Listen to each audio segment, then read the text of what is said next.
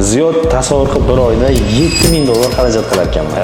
Nimaga? Birinchi navbatda o'zimni tashqi ko'rinishim, zallarim, ovqatlanishim, travelni pitaniya nazarda tutyapman. Moykalarim, mashinamni xarajatlariga har oyda 1,5 mingdan ko'proq pul ketar ekan. Va ikkinchi xarajat bu oilaga ketadigan, ota-onamga, ayolimga, bolamga ketadigan xarajatlar. Ularga sovg'a-salomlar, ularni qayergadir ovqatlanishga olib borish yoki bo'lmasa bolam ketadigan xarajatlar, ular ham bir oyda $1,5 dan oshar ekan. Bundan tashqari ofis arendasi $1,300 tashkil qiladi. Bundan tashqari o'zimni ko'ngilochar o'rtoqlarim bilan qatqadir borishim bor yoki dam olishga, sayohatga borishimiz bor. Ular ham bir oyda $700-800 chiqib qoladi. Va kredit rassrochkalarimiz bor, shunaqa kichkina arzimagan, uni ham to'lovlari bir oyda 1600-1700 bo'lib qoladi. Va eng oxirgisi Instagram marketing, bolalarning xarajatlari, bolalarning to'lovlari hammasiga oyiga 1200-1,5 ming ketib qoladi. Muxollarga shuni mana 8000 chiqib ketyapti-yu, qayerdan shuncha pul?